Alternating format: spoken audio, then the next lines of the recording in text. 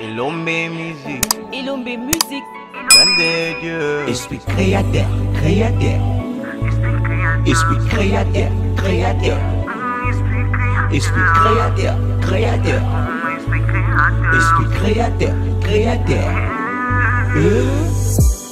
Émission Nanga, émission na yo, émission na biso nyoso. Émission Nanga, émission na yo, émission ya biso nyoso. Et mérite dis-moi là, grand créateur, Moussala et Simba, sa commentaire. Esprit créateur, émission Nanga, émission na yo ya biso nyoso. Esprit créateur, esprit créateur, mon esprit créateur. Yamotolinga kulandaka. Esprit créateur, oh esprit créateur. Yamotolinga kulandaka. Esprit créateur, oh esprit créateur. Yabiso moko. Yamotolinga kulandaka. Partout dans le monde entier. Esprit créateur. Et moi la civilisation moko. Yamotolinga kulandaka. Partout dans le monde entier. Esprit créateur. Et moi la civilisation. Yamotolinga kulandaka.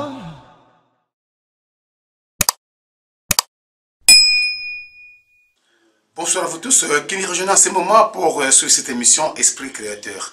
Dans notre émission, nous allons recevoir un homme que vous connaissez déjà, mais tout le société de mon société, c'est le président Adaketo. Le président Adaketo au Boyebi, partout, ils sont dans Lufu, ils sont dans Congo, partout, Boyebi Adaketo, dont Toyambaye, pour une énième fois, dans l'émission Autobing Esprit Créateur. Pourquoi Toyambaye? Actualité oblige. Parce que toujours sur la sangonne sur mingité et tout miko fouillé partout tout coup dans la résidence de Omoni awa de récit par le président Adaketo. Alors Banamata dit bien l'inga émission Esprit Créateur na ça bino que émission oyo et mbaka na bato ba bulaka o bazana ba boule o bazana ba idée hein pour monde ça mbaka na idéologie. Alors pour ne pas trop parler d'entrée de jeu président Adaketo na iba un peu bonne santé. Ngamba zo batela vraiment santé. Néo moïga na des problèmes santé alors on aura toujours un leadership puisque comme ça c'est Esprit Créateur on a créateur parce que quelque part Maramuto créa Mago créa mais télémissa yoté au continent toujours créer vous existez hein to banana nous les bosso na nous hein dans système ya Brazzaville ya bichi mobile tika ba trace kuna hein pour comme na Congo central pour la province na yo utika ba trace na bichi mobile so bato mingi siko na Congo central surtout na matadi babisa nga mairie di mola okutana na président Adaketo to yo ka to quand même to cerner ba to comprendre un peu na bichi mobile ezo le ndenge nini pour créer mouvement ndenge nini pour comme ndenge na papa Mbappé aboka bino amwela raka ezali ndenge bon na bichi mobile nagi ba vie ba ine biso kutaki ba bana ko sala mo appel mail mais tant biso toye ningi za ka mo pe basika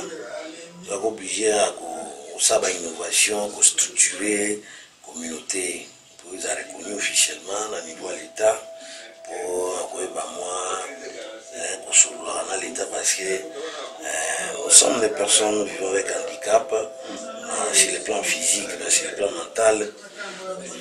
Donc sur ces c'est quand même étant citoyen congolais les tout coup il fallait qu'on orienter parce que tu peux pas conseiller va qui malam on tient mais atteindre qui pensa objectif il fallait ça alors bio nous soutenons pas que ça on est na katia louf et toujours l'idéologie oyo ina na louf mais avant to ke na mona no n'encha chaki devant le but tout que non malembe tout ba no na bichi mobile. Qu'est-ce qui n'a plus marché pour aucun temps bon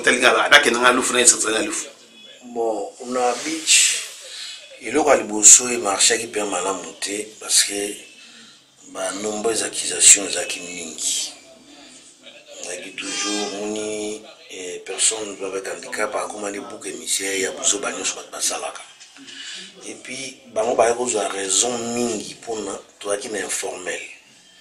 Donc on travaille toujours clandestin. Même misusu biso ne ko ya ndenge mo ke noto luka quand même ko futa douane bani tout ça mais rapport bani ko kindi na likolo ils ont toujours que les personnes handicapées ne veulent pas payer la douane tout ça bani tout ça alors comment ils comprennent que l'état a luka ba mesure moko boiz à la moi donc efficace pour nous diminuer la fraude depuis le roi pour ça sans pourtant oublier que non prise en charge à personne avec handicap et autres dépend dans l'état congolais alors individu pour l'état congolais à l'état mais individu va déplacer wana va comploter va ma béni ya olokati na niveau la bac matadi va ne faciliter trafic mais côté Sango côté garage même côté en voie de disparition tu vas le rose pareil.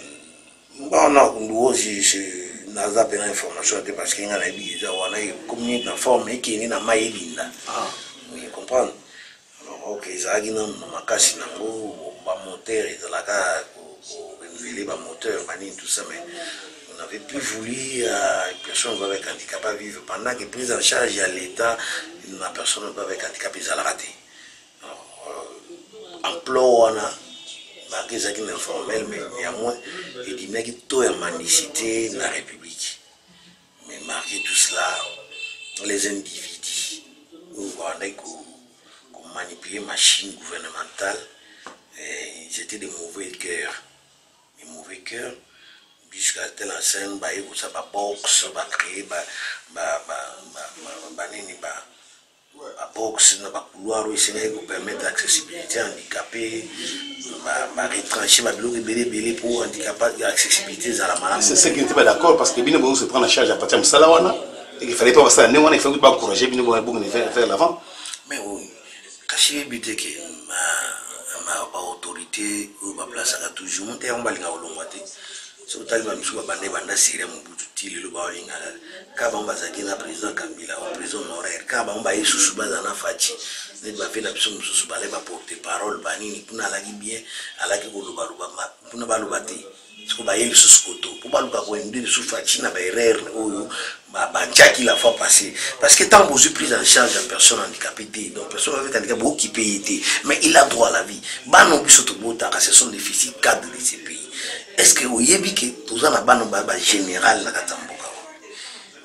Nous avons des enfants qui ont devenu maintenant des magistrats par nos propres moyens. Parce que nous avons des handicapés. Nous avons une société. Mais nous avons des handicapés, ce sont des valides. Génération montante, il y a République. Lélo, c'est aussi âge à président Bissoko Azali Siko. Nous avons comme 60 ans. Nous avons 50 d'années. Oui, Banda Touzui, indépendance, ça fait 62 ans. Oui. Alors. Donc il a fait peut-être 4 ans, l'indépendance. Au moins. Alors, comment on a attaqué pour moi? C'est quoi supposer que fait que son âme repose en paix? Le patriarche, le monument, papa Etienne Tshisekedi, ce qui a négligé qui est bien encore là qui n'a pas conduit son malade l'autre on a président Félix Tshisekedi. Qu'est-ce qui manquerait qu'il n'a pas 2080?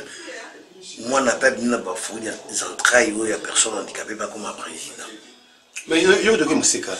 Les pays où ils ont limité au plan de pour parler pour les pays à Poto, à pays organisés, dans une histoire. Il y a une personne vivant avec handicap, quelque part dans le document Mamboué, où on parlait que, à partir de la famille Kennedy, tant qu'elle est au pouvoir, il y a une serre qui a un handicap mental. C'est que, tant qu'on a les États-Unis même, qu'elle est au pouvoir, il y a 60 ans, mais, dans la photo de la famille, il y a un bombe quelque part. Et il y a un bombe quelque part, c'était quoi? Mais quelque part, moi aussi. Et ça qui est passé. Né a révolutionné, il y a aussi là système olympique, comment on appelle ça? Paralympique. Et ben les États-Unis comment organiser. Aujourd'hui, pour moi, il y a personnes vivant avec handicap. Il y a ce problème dans le monde parce qu'il y a des personnes vivant avec handicap. Valide. Donc sur les plans intellectuels, sur les plans pour ne pas aller trop loin,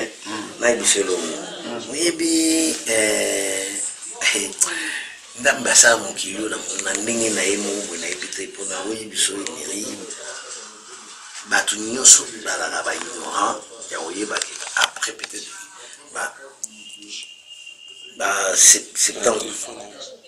après 75 ans d'âge articulation banini elimbaka le suka nango on finit toujours à devenir un handicapé babosanaka yango mingi comprendre babosanaka yango mingi yango baignoraka po ntango wana baza na makila makasi moto akoma na ntongo asali pa accident on apite la jambe akomi handicapé mutu mo andima teke alinga teke abota handicapé bien par mo wata alinga ke abota handicapé on devient handicapé pour kuti handicap na kati ya mokili oyo ezali déjà existaka voilà. Alors si c'est moi je crois que wana ils a faux débat alors faux débat pour motema mabe ya ba dirigeant mboka oyo il faut pas se repentir pour la cause du handicap. De fait, quand on a dit, ici, pour moi, on a maté du monde partout, personne n'a handicap. Qui valide un accident, on a ma base, il a combien handicapé. Heureusement qu'il y a un autre qui a mis la poteau, va valoriser, ici, Maïli. Aïe, vous ça Maïli, on a l'élo. Combien de personnes, combien de cadres en Afrique, en Congo, au Babimi, on a parlé lié à Isipa, tu vois, c'est ça.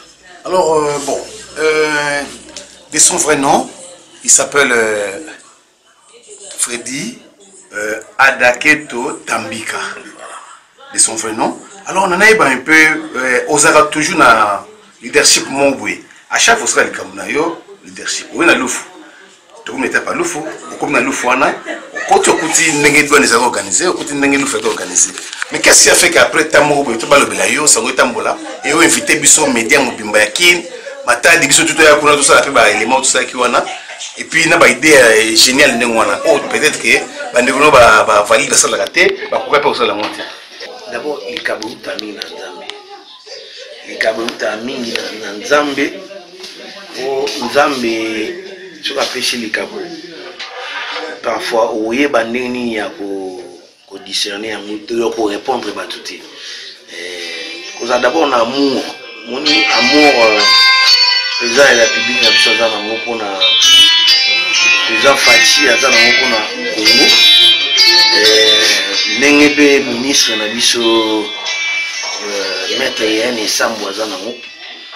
Ceux qui ont déjà l'esprit ou un amour et au peut ça va inspiration sous la révélation sous où ils qui comprendre c'est simple que ça. Donc il faut avoir l'amour ou un amour du prochain et puis vous allez inspirer dans le Saint-Esprit et comme bien qu'on est dans la spirituelle et la libre pas et au salipé il y a un moment qui est donc nous a expliqué donc on a créé parce que Dieu nous a créé. Dieu nous a créé à son image. Donc nous sommes aussi des créateurs. Donc il faut.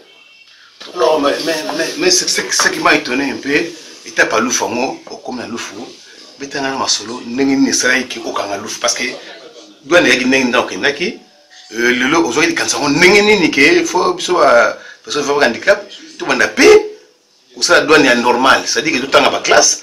Bon, tout comme normal. Et puis il y a une révolution intellectuelle. Vous savez, une révolution, vous tirez dans danger parce que personne valide nous sous. Des fois, qu'on a ça, mais comme danger parce que beaucoup de beaucoup de rapport et na l'ouf rapport il faut aller système il y a port sec. Alors, bon ça moi na ils sont ni les cancer ni pour s'armer mentalement pour comment ils font. Oui, il y a d'abord. Et puis la réunion, on a besoin de la réunion bien organisée. Tout ça c'était quand comment? Na koma ilufu 2010. Tant na koma ilufu, c'est vrai que ilufu eza zamba, na tupenda balaite. Déjà qui donc batu baoya ba marché entre bangolais na ba congolais. Et bande goya mais on a qui place à olala c'est difficile. et maintenant zamba peut-être musuba toilette nani ou suba ils appellent que moi si à mon toisa koto mais ils ont koto bana choité parce que là ça pour intervenir ils a dit donc place où il faut qu'il ne ça peut besoin de ma yakité tant on d'accord mais douane y a là déjà alors on a kindeli na étant homme d'affaires mais on a connaissance en matière de douane autant na qui na komi na bandi pe ko ça parce que na ba ina mituko na loué na sala import donc import douane transport na commerce on a mon atier na depuis bandi on atier na sangisi na commune de douane bon et il y avait en 2011 donc plus ou moins 5 à 6 personnes handicapées y compris les avatars la deuxième soit notre matadia les avatars na Guilain na moko JP autokufa bande ko yapi bamba e bloc alors sunga na komi na mne na yebeli so na leki ba msusu ba oya ko ba yeke ba kutene na difficulté conseil yaki et puis bon idée yaki mais conseil pesaki organisez-vous en coopérative à une structure vous avez pour se défendre direct donc généralement intérêt une fois pour toutes bailler par même moi ou ça nous moi faveur pour sur les plans législatifs il y a qui droité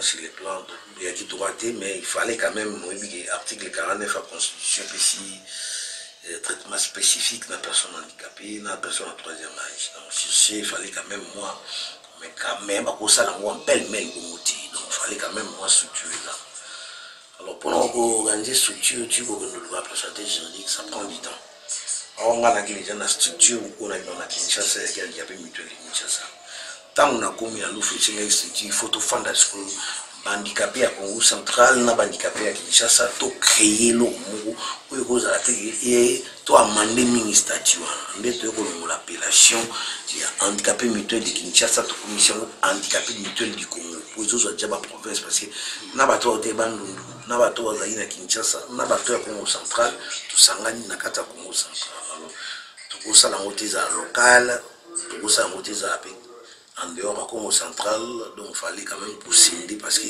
la Kachona tout ça la Bangala banani tout ça donc étant nationaliste il y a tout ce qui est handicapé mutuel du Congo sur ce tu as commandé tout ça l'imitation quoi notarié vu qu'à bâtiment toi qui n'a pas tu introduit l'instance tu bandi Holanda ndeni apa kaima mususuza local mais tu bandi wana alors c'est quand même un devoir très pédagogique pour ça baninga que chaque fois tout ça quand la candidaté tout les handicapés tout linga qui a monté donc battre balinga qui sont montés tout kutani na mo mais tout les autres ça là il faut quand même tout là que ça moi mentalement mentalité nous qui ou tout nous soit pour ça que aller au pour ça assister yo mais tout comme na cadre wana bani oui nous à la guitare on va et le coïncidité ma fraude ils a qui caca bani tout ça mais à la longue autant forme bani goya que non il faut quand même stabiliser maîtriser makamona autant la mais ça tout ça là déjà pratique on fait déjà la déclaration sur les plans pratiques or il faut toujours connaissance sur les plans théoriques parmi il y a des gens qui ont vécu quand même les bancs de l'école tant soit paix tant bien que mal, mais il faut quand même comprendre quand même pour manier tout ça. Nous devons s'associer à INADOC, Institut national de déclaration en douane et connexe, pour apprendre la procédure douanière, conduite en douane, port-export, non, valer en douane. Nous sommes en train de maîtriser nous avons tout bandi moi-même j'étais parmi nos théories dans les communes au premier promotion bima yango mwenda doki bino na Kinshasa ba journaliste na Kinshasa ba nini parce que ça mingi na temps président Fatia pour la première na RDC que communauté à personnes avec handicap lelo baba déclarant et tout ça va démarche pour nos agence donc vous avez premier président il y a personne avec handicap ou à celle qui est encadré à plus de 50 handicapés pour la formation il y a douane bamoko quel apport Est-ce que entité à Loufou, tu sais comment même par rapport à l'événement? Non. Depuis Nazara à Loufou, assistance Mogo à gouvernement Zalate. Que ce soit au niveau provincial, au niveau national, la assistance Mozati. Il y a moins de bords parce qu'il existe une structure, une association, ma cotisation à ma membre, tout ça après don, mais ça la mate, don na balègue à l'acte. C'est mal ma cotisation à membre et puis bon, tant on a déjà une idée, peut-être il faut que nous avons un moyen. Les allélos n'a comme un groupe de 100 déclarant. Autant ici. On attend ici. Ils ont déjà employé mon ballon, ma des autres. Soit un appartement, soit un affaire, ça y est, droit à l'État, ils animent. Droit à les partenaires, ils animent. Et puis, il est passé de trouver la carte pour la servir à l'autre. Alors, quelque part aussi, tant que le président Fachi a eu aussi le Toumoni qui est gouvernement à Sagal Bosso. C'est le premier président où il y a reconnaître après ça ministère Mobimba et la personne qui fait handicap. Mais le ministère on a eu beaucoup de lépouna. Tu trouves qu'est-ce que ça fait que vous avez? Tu regardes le président Adaketo, à Komiakin, à un moment où on collaborer dans le ministère, on a bon, c'était quoi en fait? Et c'est qui le président n'est pas surtout Yomozato, tu es babna. Bon, Bello Jebele, merci vraiment à la présidente de la République, son Excellence, M. Félix Antoine Tshisekedi Tshilombo Fachi Beton. Maoucho Pesabiso sur le logo pour les canons d'un ministère, où ils ont une loi organique portant sur la protection, la promotion de personnes handicapées, où est accompagné article 49 de la Constitution. Donc, il y a Atabitumba Mukiliali, mais Nzambe quand même, à Obundila épée.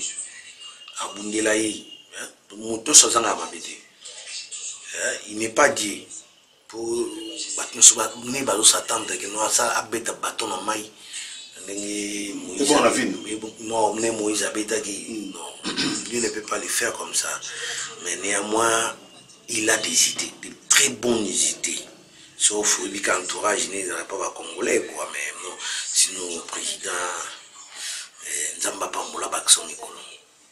Tobunda kuna manda mal tobunda biza fachi tobunda pour valoriser biso dans les billets. Donc il y a son excellence maître René Sambo puis c'est biso ministère dans un ministère nous poser la question oui et Naza donc Nazali proche à excellence madame la ministre Irane Sambou, consultant, parfois, Nengezali. Donc, ce qui est une nécessité, c'est Nazalaka. Ce qui peut être moi, je suis un homme d'affaires, je suis un businessman, je suis un déclarant de douane. Nous savons, au moment où tu as matadi, ça s'appelle Baozilanga, donc, on a habité à 3 personnes, mais Nazam tout moko. Tu vois, il y a des fois devoir nous faut s'acquitter pour nous remplir peut-être ma obligation. Alors, président, président Adaketo, vous savez, les succès amènent parfois la jalousie, les succès amènent parfois l'envie, il y a Batou, qui veulent devenir comme président Adaketo. Il n'a comme le président Adaketo. Mais ça va passer par peut-être Banzela ou Adaketo à Pasaki. Épine, pour vivre, comme on a boué, mérite de peut-être il y a 30 ans, il y a le Bitumba. Pour le commander dans Coimboui. Peut-être qu'il peut passer par épine. Mais il y a des gens qui ont envie, ou bien détruire peut-être les au moins bien un salima. Alors, qu'est-ce qui s'est passé au Loufou? Tu peux sur le micro, qu'est-ce qui s'est passé au Loufou? Parce qu'on ne comprenait plus. Et il y a une harmonie à Loufou. Mais cette harmonie est un de faire que perdre un mot. Qu'est-ce qui s'est passé en fait? Bon, qu'on perde, c'est trop dire. Mais bon, il n'y a pas de viol. Nous avons créé une qui a créé un peu dans le ring, mais sauf que erreur à ça qui a créé Satan. Les erreurs de Bouya et Bipoigny a créé Satan. Ndé moi ça m'a partout. Il y a au moins il y a une seconde temps moi balé. Ils ont un pouvoir l'opposition. ils ont la vie, ils ont la mort. Il y a le soleil, jour, ils ont la nuit. Donc, l'oignon, ça, il comme un bon. Donc, et puis, voilà, ils ont toujours été moulins. Donc, ce qui joue ici directement, nous, il faut. Donc, ils ont un tic au tac. N'engemo, n'engemo, succès, ma jalousie. Donc, mais pour la nuit, surtout que ils ont raillé. Il wana fouye baké leader babu leadership babu tamana le leadership dans l'utilité. Donc j'ai été jalousé par mes proches. On a ça la diffamation. J'aime pas tellement sacrifier mes semblables. Na lukamingi ba palabre na ba semblable na ngate po isa ko boki so il collé po donc boki so il peut le servir au salaire il fallait pas boire so il collo il fallait boire on a c'est bon il aura bon ça la bien pour l'expérience sera long sage mais réalité vérité dans la vérité il est kai blo ba politicien ba sa gi logoté mais tu vois ancien gouverneur ou à ce que tout ça intérim système même maintenant directeur à cabinet là même quand ma côté politique na kata makamba vie ba vulnérable c'est pas normal surtout bango bande bazotera mama zuba ya mbebe sa vie handicapé kuka dislocation na kata handicapé bon ni na yebisio tisiko peut-être excellence badu akosala le mot mais vraiment depuis le monde a été créé pour n'apport à votre cabinet jusqu'au makamotali logique il y avait surtout dans l'oufou après nous les arrêter alors sur ce par bayoki kaka makamba momba kosi monta momba mayoki bon ouais a biso me photo kota makamba to yeba ngeko bakwa niti ba taxe provinciale kwa zwaka wanza via servir à battre une population donc très partie à la population aux handicapés moko aux moissinae nous sommes multipliés par 3 si on a encadré peut-être 500 personnes il faut multiplier par 3 c'est 1500 personnes sans compter les handicapés donc tu vois et le quoi alors ceux qui n'ont pas et peut-être même sous voyou même le mot mais le mot avec éclatement sous le cas pas au cas là il faut la samba justice ça ils ont venir dans les droits dans la justice dans les droits dans la bikino suite à boue ça je ne pourrais pas le faire étant citoyen congolais étant quelqu'un donc citoyen qui a l'amour de son pays natala qui da monti parce qu'il y a tant de policiers na chima à koluka nini non pas dénigrer mais bon modèle on OK tu vois la blonde sous bango aime soit comme occasionnellement il voulait quoi en fait il voulait quoi en fait non, parce que par exemple principe on a compris il y avait l'harmonie après pouf ba créer pour monde bi qui suite à ils ont qui secrétaire général c'est mon frère qui est mon avec Kinshasa c'est pour besoin de nationalité mais il m'a jalousé après quoi envier et puis président mani tout ça parce qu'il y a sans cause il y a sans cause parce que nous sommes qui le kuta a créé le kuta créé moi groupe basa moi troublé oui puis que handicapé sont déjà basa 10 15 sont basa moi troublé tout kama ouais je rappelle à ce que l'on y salaki na maelo ngana na ngona modelo na nazali so na sali déclaration na ngai na véhicule za mo sikana na la na ta nsama mususu na pesa bango mo le réunion binga lendi to no fanda ngo wana lendi ya kilendi ni wana pona la sensibilisation mabenga ngo ya kwa parade ça moto on est tous aboués il auto sala surtout ceux ils en informés sur ba non ko compter mbongo to joie tous tonga tout ça la bout économiser pour tout ça la bout donc ceux qui ont contribué et droit à l'association pour ça la makamba soso ba obela il faut to tonga pour na tonga somé handicapé terrain na tonga pour il oxyco kutaki wana donc ils a handicapé ya structure ils a bisiko ils a qui sont même na lufu alors bakelo mo après donc il y a Covid hein na Covid msala gida ni to dara ba tuta ba bisika to kunda giwana no fia frontière kwa msuba sepi ba fanda na Congo ba pekisa mutu sika fanda te afandi metango siko isa kino to fonctionnalité ou izaki ndamwe bimi ba biwa to tete banda musala na yi kuro kanjili susu musala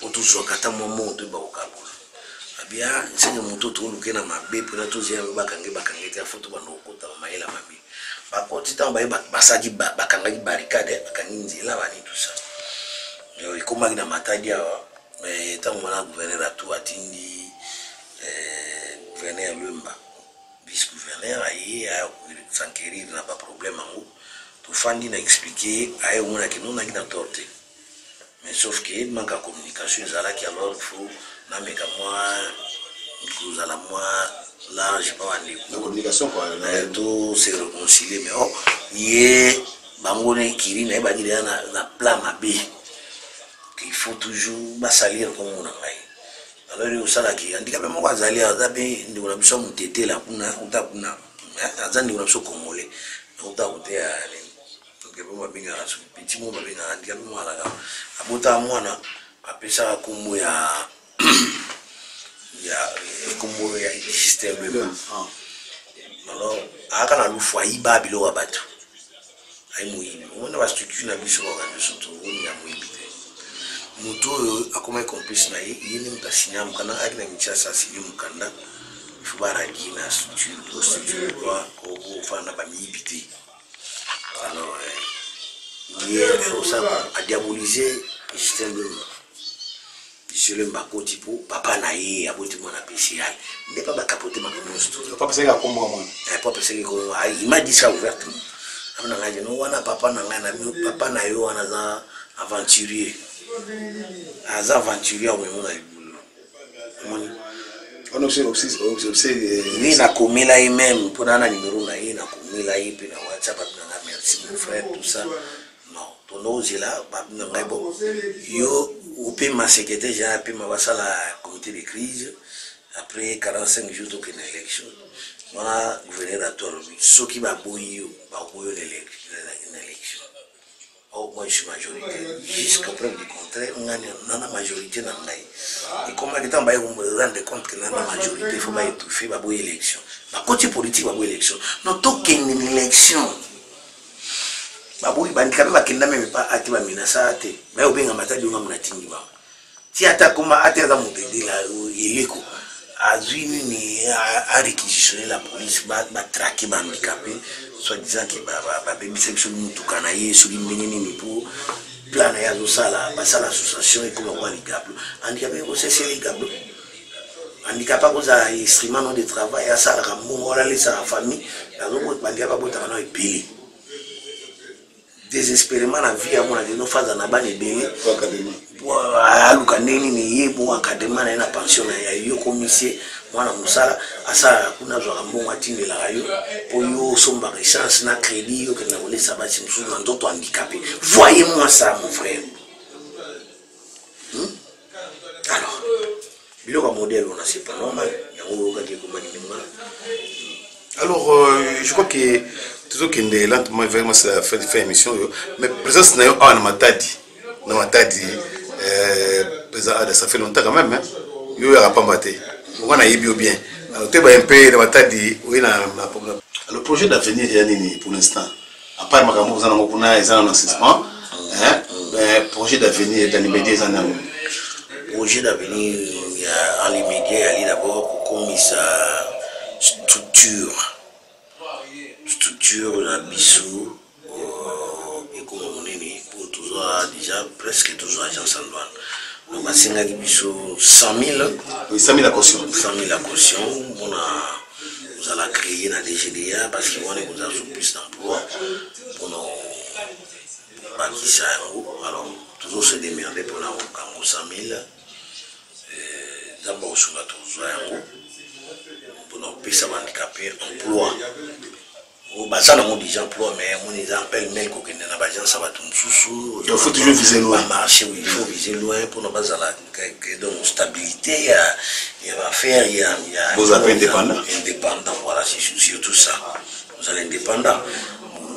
L'organique est déjà promulgué, donc, parce que c'est sous un norme, donc, ils allaient comme ça. Donc, Fatia Sayona, au Kimakinkaka. Et ça, c'est une côte dans la praticabilité, donc tout a besoin de secrétariat général, tout a besoin surtout d'un ministère délégué, surtout d'un ministère Mobimaya, qui sont ministère en charge des personnes handicapées vulnérables dans le secrétariat général. Et puis, il faut lui soumettre à nous. Tout ça, on a pour nous. Le ministre de Nabiso, on a 5 sous Fati à pêcher sous son matin. À pêcher temps. Alors, merci. Je crois que je vais suivre cette émission. Alors, président Adaketo, est-ce que vous avez une émission Oyo pour battre Kayo pour les basous des alatés? Tu dois compter l'émission, donc on est à parcours. Les bonnes bien battu sur l'émission, on a poto par-ci par-là, et dans la loufou. Place base non n'est pas allé. Les bonnes goloba peuvent monter comme ça là-bas. Donc, je crois que sur les bonnes. Les loba, ils ont raté. Ils ont béali. Les politiciens, les malheur des personnes handicapées. Ils ont d'abord un retard à vie. Ils ont valide handicapé.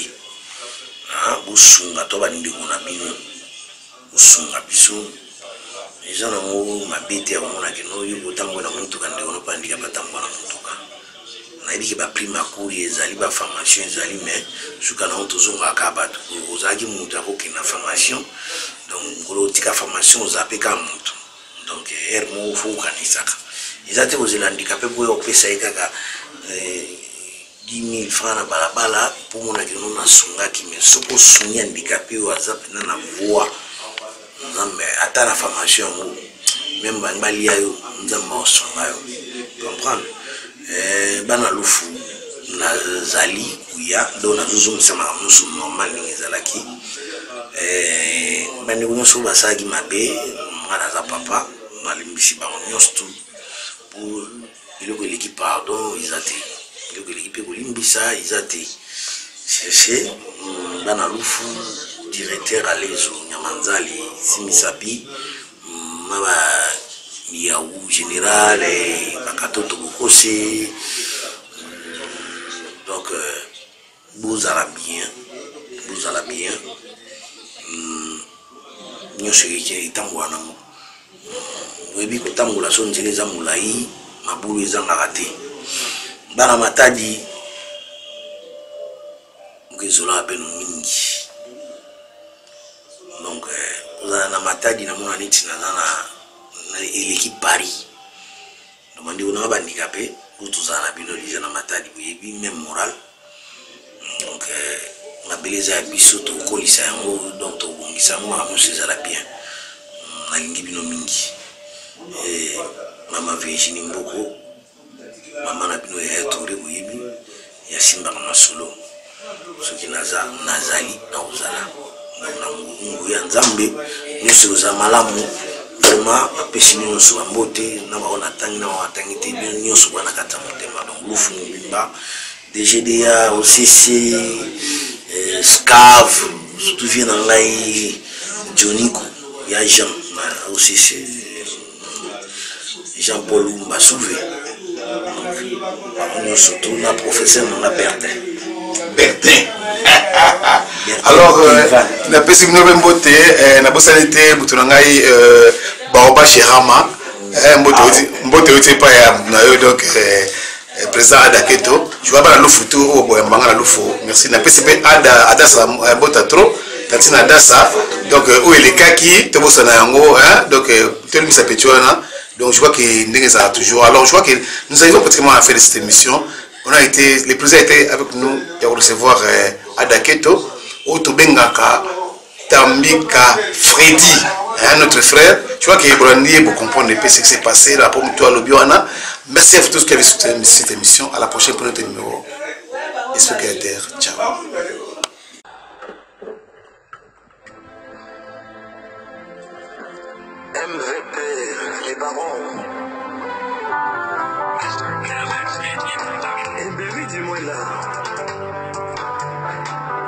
Salisa bango batu mambango. Biso na bango on a rendez-vous dans terre inconnue. Oui Madova, yeah.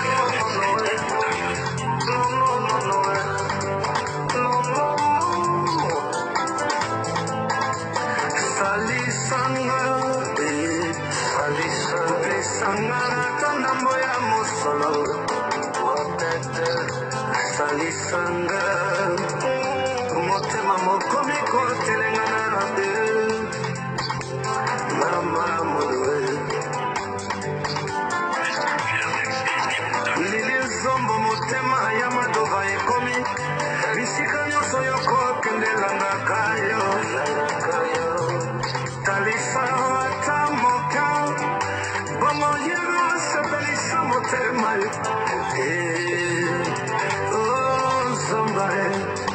Mama ya bana na biso zala sérieux tika koyo kabato ya mokili mite mama be mama mono yo wana okominde koro kendeke yo wana okominde koro telenga na bipai biso bato baloba kamabe Batala kata simate odi mwela papa ya banaro mawa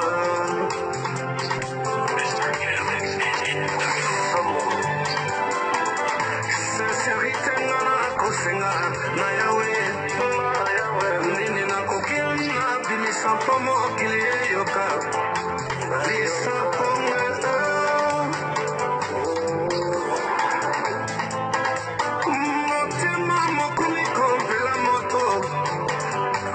Malikambo bakoti ya ngaite Akaba oyo bazwanda mboga ndimate Olingo ya nzambe helekie Mama munuwa Odi mwela Yo papa ya banananga Tunelanga atabasango Ngandimanga atamoke Okili esalema naliloba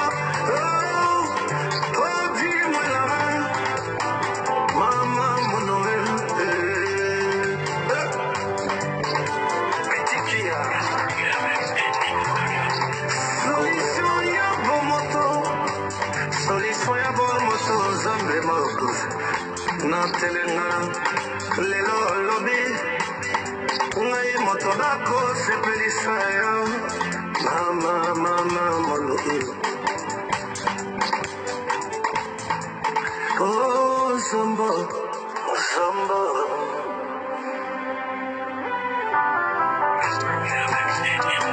André Vada Kumbu de Bruxelles oye zakaka bompema Petit Emmanuel, bien vermé parmi nous.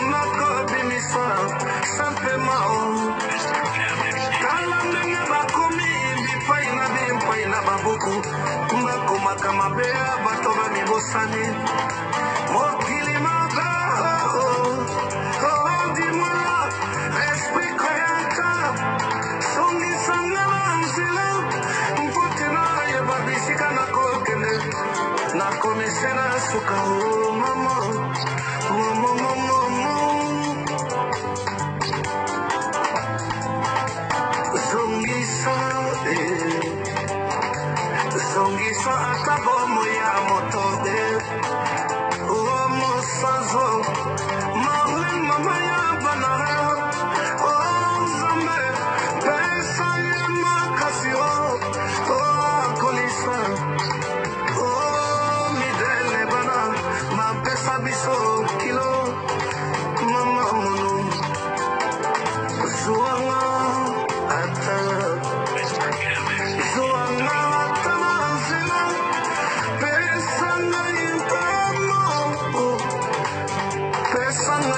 motema tala kozoba salanga do akimi mbula na ebale akanisaki eya manoka te MVP les parents yoka ya yondeko sete akoyemba kimola Madova papa Jerdika Lili Zomo Andrada Kumbu Itera Kongo Alino Susa Kabeno Mutwila Kala Libota Ekomindeko Kusana Tuladi Kuluta Nasali Esika botika na kota la kamoki na mapema mala moto sosola sambe moto ye bio sambe melesi oh madava mama ya bana zombo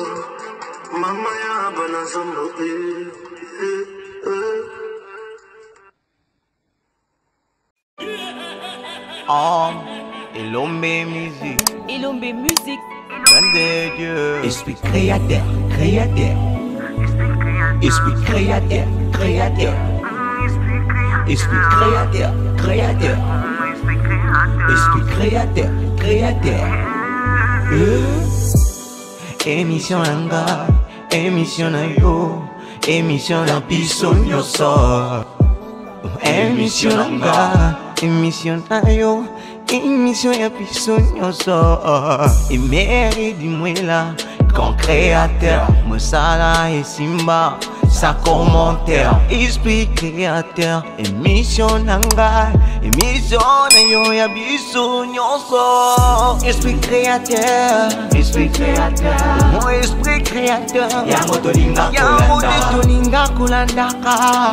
Esprit créateur, oh esprit créateur. Esprit créateur, esprit créateur. Yabiso moko.